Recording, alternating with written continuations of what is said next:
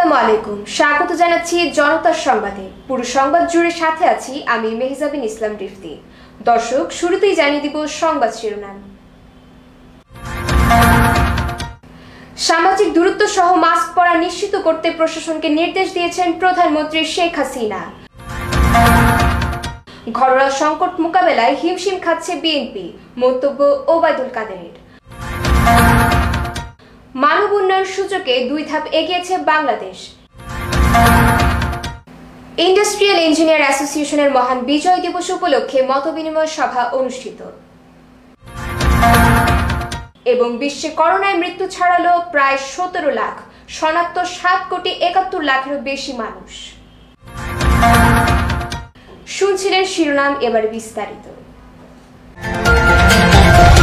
বিশ্বজুড়ে করোনা সংক্রমণ বাড়ায় সামাজিক দূরত্ব সহ জনগণকে মাস্ক পরা নিশ্চিত করতে প্রশাসনকে নির্দেশ দিয়েছেন প্রধানমন্ত্রী শেখ হাসিনা। সোমবার সকালে মন্ত্রিপরিষদের নিয়মিত বৈঠকে এই নির্দেশনা দেন তিনি। পরে সচিবালয়ের সাংবাদিকদের নিয়ে ব্রিফ করেন মন্ত্রিপরিষদ সচিব আনোয়ারুল ইসলাম। আনোয়ারুল ইসলাম জানান, জানুয়ারির শেষে বা ফেব্রুয়ারির শুরুতে করোনা ভ্যাকসিন চলে আসবে। এছাড়া নতুন বছরের শুরুতে সংসদ অধিবেশনের রাষ্ট্রপতি ভাষণের খসড়া মন্ত্রিসভায় অনুমোদন দিয়েছে মন্ত্রিসভা। সংকট মোকাবেলায় হিমশিম খাচ্ছে বিএনপি, দলটি দুর্নীতিবাজ নেতা নেত্রীদের রক্ষায় ব্যস্ত, এমনটি জানিয়েছেন আওয়ামী লীগের সাধারণ সম্পাদক ওবায়দুল কাদের। দুপুরে রাজধানীর ইনস্টিটিউশন অফ ডিপ্লোমা ইঞ্জিনিয়ার্স ভবনে আয়োজিত আলোচনা সভায় ভার্চুয়ালি যুক্ত হয়ে একথা জানান তিনি। তাদের অপরাজনীতির কারণে জনগণ বিএনপি থেকে মুখ ফিরিয়ে নিয়েছে বলেও জানান ওবায়দুল কাদের। মানব উন্নয়ন সূচকে বিশ্বের 185টি দেশের মধ্যে বাংলাদেশের অবস্থান এখন 133তম। সূচকে গত বছরের তুলনায় 2 ধাপ এগোনোর আনুষ্ঠানিক ঘোষণা দিয়েছে জাতিসংঘ। সকালে রাজধানীর এনআইসি মিলনায়তনে মানব উন্নয়ন সূচক প্রতিবেদন 2020 প্রকাশ করে ইউএনডিপি। প্রতিবেদনে বলা হয়, বাংলাদেশের মানব উন্নয়ন সূচক পরিস্থিতি মধ্যম সারির। এবার বাংলাদেশের উন্নয়ন সূচক স্কোর 632। গেল বছর ছিল 614 আর অবস্থান ছিল 135। ভারত ও পাকিস্তান এবার 2 ধাপ করে পিছিয়েছে। ভারতের অবস্থান 131, পাকিস্তানের অবস্থান 154। দক্ষিণ এশিয়ায় বাংলাদেশের চেয়ে এগিয়ে আছে ভারত, শ্রীলঙ্কা, মালদ্বীপ ও ভুটান। 2010 সালের নভেম্বর থেকে প্রত্যাশিত গড় আয়ু, মোট শিক্ষা জীবন এবং মাথাপিছু আয়কে হিসাব করে মানব উন্নয়ন সূচক তৈরি করে আসছে জাতিসংঘ। সারা বিশ্বের মধ্যে মানব উন্নয়ন পরিস্থিতিতে সবচেয়ে ভালো অবস্থানে আছে নরওয়ে। 16 ডিসেম্বর মহান বিজয় দিবস, আমার বাংলা মায়ের জন্মদিন। বাঙালি জাতির ইতিহাসে একটি গৌরবময় ও আনন্দপূর্ণ দিন, যেদিন আমার বাংলা মা মুক্তি পেয়েছিল দখলদার পাকিস্তানি হানাদার বাহিনীর কবল থেকে চিরতরে। সেদিন মানবতা পেয়েছিল মুক্তি, আমরা পেয়েছিলাম স্বাধীনতা। 7.5 কোটি বাঙালির মুখে ফুটেছিল বিজয়ের হাসি। মহান বিজয় দিবস উপলক্ষে industrial engineers association of Bangladesh এর প্রথম জাতীয় সম্মেলন এবং মহান বিজয় দিবস 2020 উদযাপন করা হয়েছে। 16 ডিসেম্বর বুধবার গণস্বাস্থ্য PHA ভবনের কনফারেন্স কক্ষে মহান বিজয় দিবসের সকল বীর শহীদদের স্মরণে ইন্ডাস্ট্রিয়াল ইঞ্জিনিয়ার্স অ্যাসোসিয়েশন অফ বাংলাদেশের প্রথম মতবিনিময় অভিষেক অনুষ্ঠানের আয়োজন করা হয়।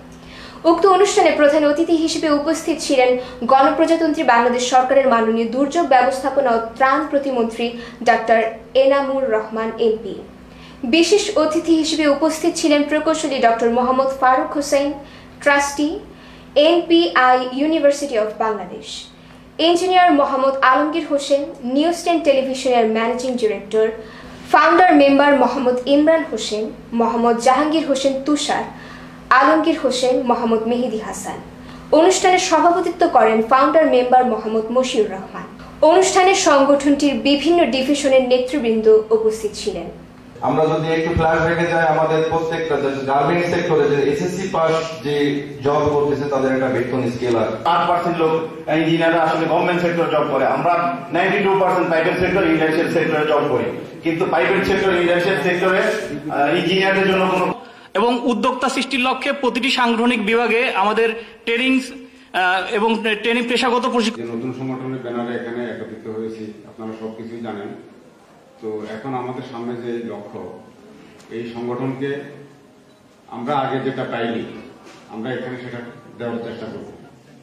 আগে আপনারা যে অপূর্ণতাগুলো ছিল সেই অপূর্ণতাগুলো আমরা এখানে। সম্মানিত বিশেষ অতিথিবৃন্দ, চিফ স্পিকারবৃন্দ এবং বাংলাদেশের বিভিন্ন প্রান্ত থেকে আমাদের জাতি ভাইয়েরা, এ সময় ইন্ডাস্ট্রিয়াল ইঞ্জিনিয়ার্স অ্যাসোসিয়েশন অফ বাংলাদেশের founder member engineer Mohammad Alamgir Hossain তার বক্তব্যে ইঞ্জিনিয়ারদের চাকরিচ্যুত বেতন কাঠামো সহ নানাবিধ সমস্যার কথা মন্ত্রী মহোদয় বরাবর তুলে ধরেন। তাদেরকে অবশ্যই রিকোয়েস্ট করব ওই বিষয়টা যেন অবশ্যই আপনারা দেখেন। আমি যারা নতুন আসে তাদেরকে সুযোগ দেন, যতটুকু সম্ভব তাদের মর্যাদা দেন। আমরা যদি একজনকে সম্মান দিতে না পারি আমি নিজেও সম্মান পাবো না, নিজের সম্মানের জন্য। এছাড়াও তিনি বলেন, সব সেক্টরের একটি সম্মানজনক বেতন ভাতা প্রদান করা হয়, কিন্তু আমাদের জন্য কেন বেতন কাঠামো বৈষম্য? তিনি আশা প্রকাশ করেন গণপ্রজাতন্ত্রী বাংলাদেশ সরকার এই বেতন বৈষম্য দূরীকরণে আশু পদক্ষেপ গ্রহণ করবেন। এ সময় প্রধান অতিথি শ্রদ্ধাভরে স্মরণ করেন স্বাধীন বাংলাদেশের স্বপ্নদ্রষ্টা, হাজার বছরের শ্রেষ্ঠ বাঙালি জাতির জনক বঙ্গবন্ধু শেখ মুজিবুর রহমানকে এবং বাংলার সেই সমস্ত বীর পুরুষ সূর্য সন্তানদের যাদের ত্যাগের বিনিময়ে আমরা পেয়েছি একটি স্বাধীন পতাকা, স্বাধীন মানচিত্র, স্বাধীন বাংলাদেশ। এটা হলো কন্টিনিউয়াস, আমরা বলি কন্টিনিউয়াস সিএবি, আমরা বলি আমাদের কন্টিনিউয়াস মেডিকেল এডুকেশন বলে, যেটা সেখানে আপনাদের সেক্টরে একটা কন্টিনিউয়াস এডুকেশনের মধ্যে থাকতে হবে, লাইব্রেরি ওয়ার্ক করতে হবে। আর এখন তো ইন্টারনেট আছে, ইউটিউবে আছে, সমস্ত কিছুই ইনপুট দেওয়া আছে, সেখানে অনলাইনে যে আপনারা শিখতে পারেন। আর হাতে কলমে শেখার জন্য আপনাদেরকে অবশ্যই দেশে বিদেশে বিভিন্ন প্রজেক্টে প্রশিক্ষণ গ্রহণ করতে হবে। আমি আশা করি যে একটা সার্ভিস রুল এবং নিয়মিত প্রশিক্ষণের মধ্যে দিয়ে আপনাদের চাকুরির সুবিধাগুলো যেমন নিশ্চিত হবে, তেমনি আপনারা আপনাদের দক্ষতা প্রমাণ রাখতে পারবেন। তিনি আরো বলেন, ইঞ্জিনিয়াররা বিভিন্নভাবে দেশকে এগিয়ে নেওয়ার জন্য আপ্রাণ চেষ্টা করে যাচ্ছে। তারই ধারাবাহিকতায় ইন্ডাস্ট্রিয়াল ইঞ্জিনিয়ার্স অ্যাসোসিয়েশন সামনে এগিয়ে যাক।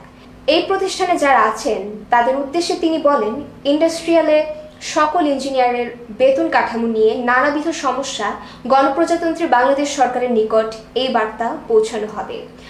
আপনাদের হাত ধরেই বাংলাদেশ একটি ক্ষুধামুক্ত, দারিদ্র্যমুক্ত, সুখী সমৃদ্ধ বাংলাদেশ হিসেবে গড়ে উঠবে।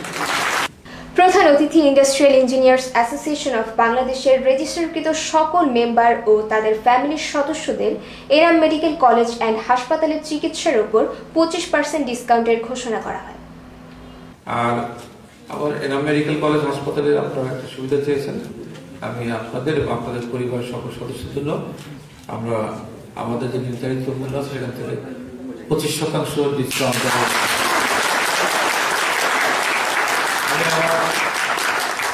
সিওকে আজকে একটু পরে জানিয়ে দিব, যাতে কেউ যদি আইবিএবি সদস্য পরিচয় দেয় তার জন্য এই সুবিধাটা পায়। এখন এমন একটা পর্যায়ে গেছে যে আসলে বাংলাদেশের সবচেয়ে বড় সরকারি মেডিকেল কলেজ এবং এটা এখন multidisciplinary super speciality tertiary care hospital. যে কোনো রোগের চিকিৎসা এখানে হয়। বিশ্বের উন্নত মানের হাসপাতালের সাথে আমরা প্রতিযোগিতা করতে পারবো এমন অবস্থায় আমরা পৌঁছেছি। এখন আমাদের 1000 বেডের হাসপাতাল এবং 155 জন ছাত্র প্রতি বছর ভর্তি হয় মেডিকেলে। নার্সিং কলেজও ডিপ্লোমা, বিএসসি, ভিডিওএফএনই, পোস্ট বেসিক, এবং এখানে আপনার পরীক্ষা নিরীক্ষার জন্য অত্যন্ত উন্নত মানের ইকুইপমেন্ট এখানে ইনস্টল করা হয়েছে এবং দক্ষ চিকিৎসকরা রিপোর্ট করেন, টেকনিশিয়ানরা কাজ করেন। আমি আশা করি যে আপনারা সেখানে ভালো চিকিৎসা পাবেন এবং সহযোগিতা যেটা ঘোষণা করলাম সেটা অবশ্যই বাস্তবায়িত হবে। সবাইকে ধন্যবাদ। এবার জানিয়ে দিব নাইম এন্টারপ্রাইজ করোনা আপডেট।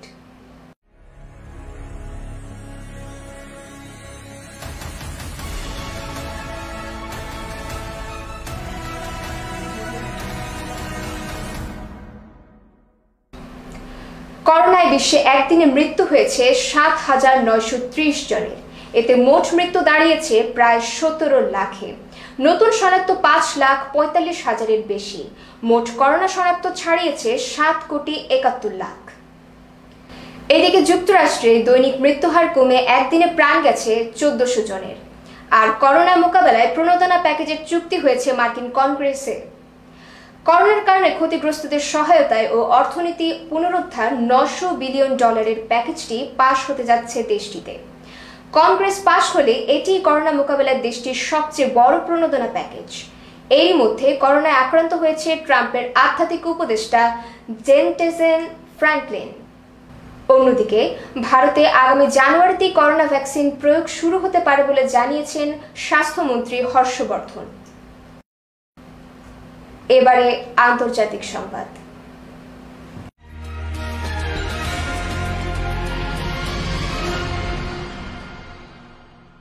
ভারতের নতুন কৃষি আইন বাতিলের দাবিতে 26 দিন ধরে আন্দোলন শুরু করেছে কৃষকরা। সরকারের পক্ষ থেকে আইন বাতিলের বিষয়ে কোনো সিদ্ধান্ত না আসায় কেন্দ্রীয় সরকারের উপর চাপ বাড়ানোর উদ্যোগ নিয়েছে আন্দোলনকারীরা। এর অংশ হিসেবে আজ থেকে রিলে অনশন শুরু করেছে তারা। দিল্লির পাশাপাশি অন্য রাজ্যের কৃষকদেরও রিলে অনশনে যোগ দেওয়ার অনুরোধ করেছেন তারা। পাশাপাশি প্রধানমন্ত্রী নরেন্দ্র মোদীর পরবর্তী মন কি বাত অনুষ্ঠান চলাকালীন থালা বাজিয়ে প্রতিবাদ জানানোর জন্য দেশবাসীকে অনুরোধ জানিয়েছেন তারা। এবারে খেলার সংবাদ।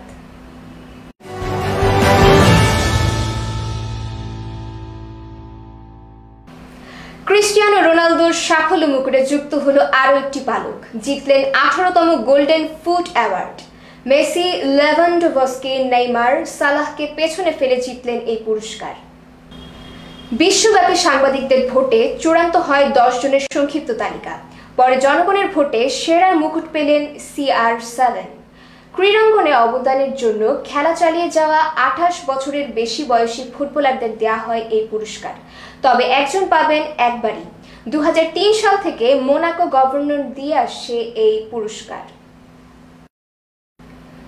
শেষ করার আগে জানিয়ে দিব শিরোনামগুলো আরো একবার। সামাজিক দূরত্ব সহ মাস্ক পরা নিশ্চিত করতে প্রশাসনকে নির্দেশ দিয়েছেন প্রধানমন্ত্রী শেখ হাসিনা। ঘরোয়া সংকট মোকাবেলায় হিমশিম খাচ্ছে বিএনপি, মন্তব্য ওবায়দুল কাদেরের। মানব উন্নয়ন সূচকে 2 ধাপ এগিয়েছে বাংলাদেশ। ইন্ডাস্ট্রিয়াল ইঞ্জিনিয়ার অ্যাসোসিয়েশনের মহান বিজয় দিবস উপলক্ষে মতবিনিময় সভা অনুষ্ঠিত। এবং বিশ্বে করোনায় মৃত্যু ছাড়ালো প্রায় 17 লাখ, শনাক্ত 7,71,00,000-এরও বেশি মানুষ। এই ছিল এখনকার সংবাদ। পরবর্তী সংবাদ দেখার আমন্ত্রণ জানিয়ে বিদায় নিচ্ছি। আল্লাহ হাফেজ। প্রতি মুহূর্তের আপডেট সব সংবাদ দেখতে চোখ রাখুন জনতা টিভির পর্দায় এবং আপনার আশেপাশের সব সংবাদ প্রচারে মেইল করুন jontatv@gmail.com ঠিকানায়।